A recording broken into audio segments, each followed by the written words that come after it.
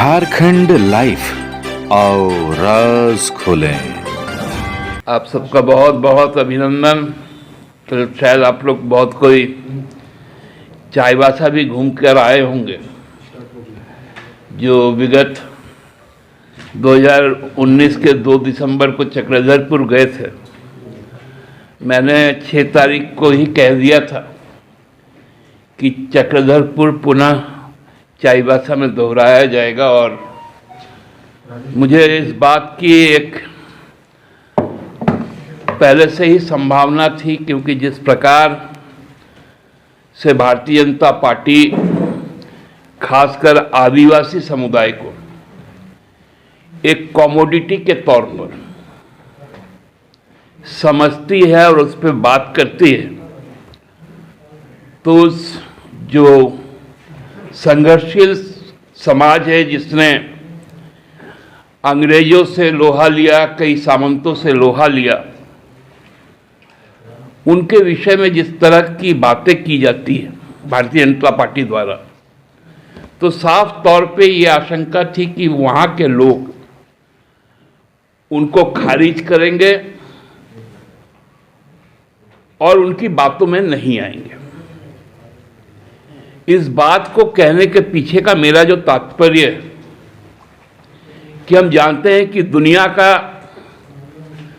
सर्वोत्तम और गौरवशाली परंपरा वाला कोई सेना है इस विश्व में, तो वो भारतीय सेना है। और भारतीय सेना के जो सुप्रीम कमांडर होते हैं वो भारत के राष्ट्रपति होते हैं। तो भारतीय सेना के सुप्रीम कमांडेंट, या हम कह सकते हैं कि हमारे भारतीय सेना के अध्यक्ष, सैन्य अध्यक्ष के विषय में जिस प्रकार से कल बातें की गई कि एक गरीब परिवार में जन्मे एक आदिवासी को प्रधानमंत्री नरेंद्र मोदी जी ने राष्ट्रपति के पद पर बैठाया। हमको लगता है कि भारतीय जनता पार्टी के केंद्रीय नेतृत्व को पूरे देश से इस मामले में माफी मांगनी चाहिए।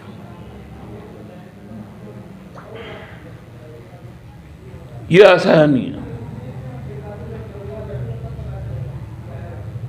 हम झारखंडियों को जितना गाली बकना है बक दो,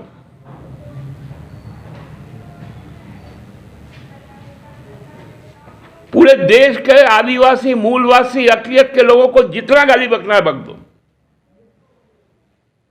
लेकिन राष्ट्रपति का तो सम्मान करो।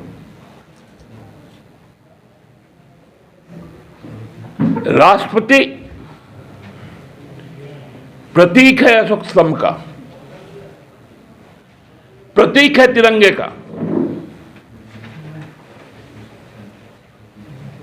उनके विषय में इस तरह से बातें करना हमको लगता है कि बहुत पीड़ादायक है और कष्टदायक है। आज हम लोगों को शर्म से सर झुक जाता है जब विदेश के पत्र पत्रिकाओं में लिखता है कि दिल्ली इस देश का रेप कैपिटल बन गया।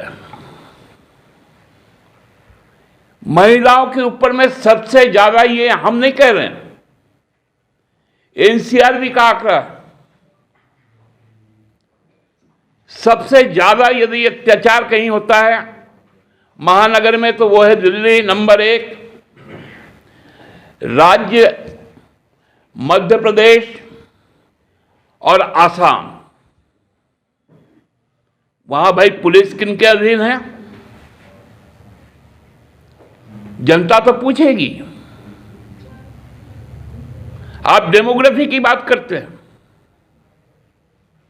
आपने तो 8 साल में इस देश का, आपकी नीतियों ने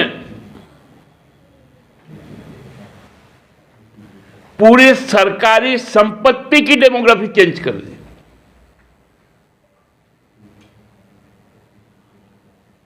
इस देश का टोपोलॉजी बदल दिया।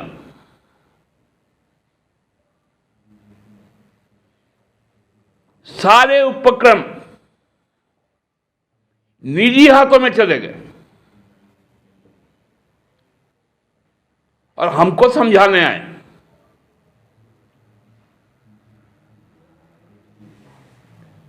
पूरा का पूरा जो मेरे पास तो है रिकॉर्डिंग, जो चक्रधरपुर में जिस प्रकार से उन्होंने अपनी भाषण की शुरुआत की थी, कल भी उनका भाषण वही था और उस वक्त भी नतीजा यही हुआ था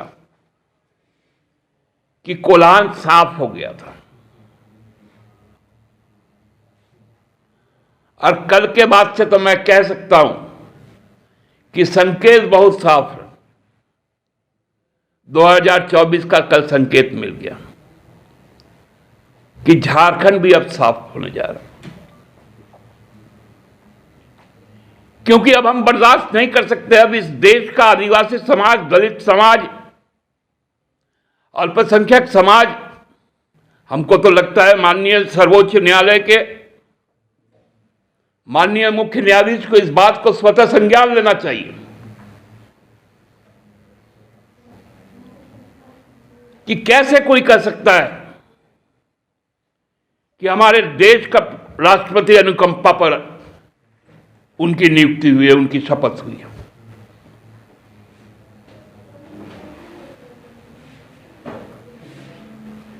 उनका 8 साल का जो अहंकार है, कल वो सर चढ़ के बोल रहा था। अपने दल के नेताओं का नाम तक भूल गए थे। प्रदेश अध्यक्ष, जो दीप्तिमान प्रदेश अध्यक्ष नाम दीपक है, उनको दीमक कह दिया।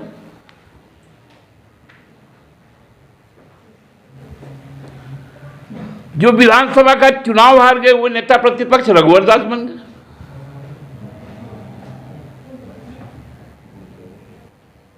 और तो और इस बात को भी कहा कि बाबूलाल जी मेरे पास आए थे,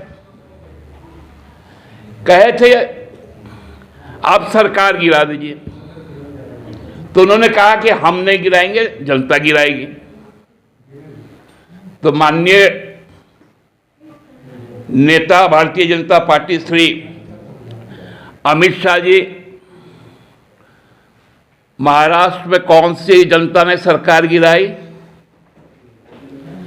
कर्नाटका में कौन सी जनता ने सरकार गिराई, मध्य प्रदेश में कौन सी जनता ने सरकार गिराई, यहां आप सके नहीं।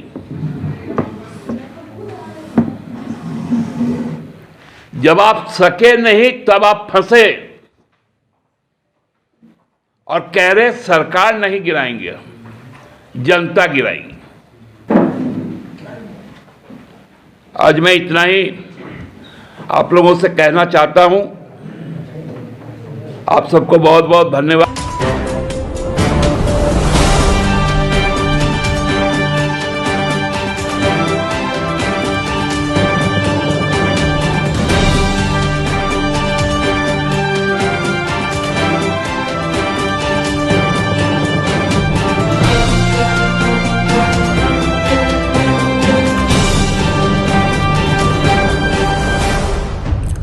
झारखंड लाइफ, आओ राज खोलें।